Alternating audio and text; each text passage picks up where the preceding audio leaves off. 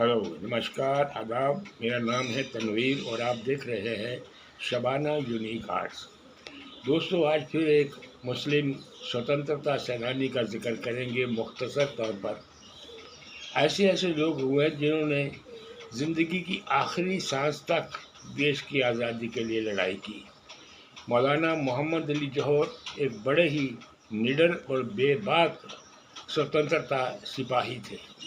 उन्होंने कामरेड नामी एक साप्ताहिक पेपर निकाला था कलकत्ता से, जिसमें अंग्रेज़ हुकूमत की बुराइयां लिखी जाती थी, जिसकी वजह से एक बार उन्होंने अंग्रेज़ों की बुराइयां, उनकी चालबाजियों का जिक्र किया, जिसकी वजह से उन्हें उठाकर जेल में डाल दिया गया।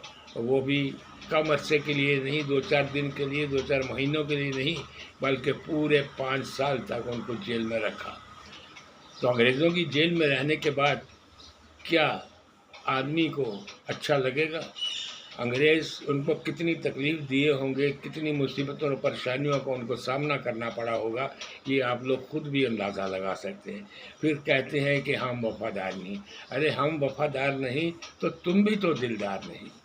दोस्तों, 5 साल की जेल छूटने के बाद उन्होंने क्या किया? वो सीधा अपने घर पे नहीं गए, अपने गाँव नहीं गए, वो सीधा अमृतसर गए, जहाँ पे कांग्रेस और मुस्लिम लीग का एक सम्मेलन था जो आज़ादी के सिलसिले में था। उस सम्मेलन को अटेंड करने के लिए वहाँ गए थे। क्या ये कुर्बानी कम थी? इसलिए मुसलमानों को सिर्फ टारगेट बनाया गया है। एक ज़िम्मेदार शख्स ने कहा कि मुसलमान कठमुल्ले हैं। कितने बुरे अल्फाज से इस्तेमाल किए हैं। मुसलमान देश के लिए घातक हैं।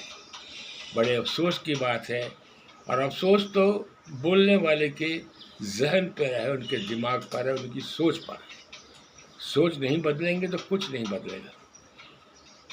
वो बीमारी की हालत में भी देशभक्ति के ही गीत गाते रहे।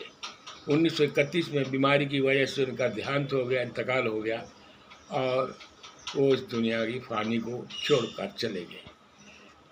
मुसलमान ही थे ना वो भी। फिर कहते हैं कि मुसलमान ख़राब है। अब इससे ज़्यादा और क्या सबूत दे मुसलमान आपको वफादारी का?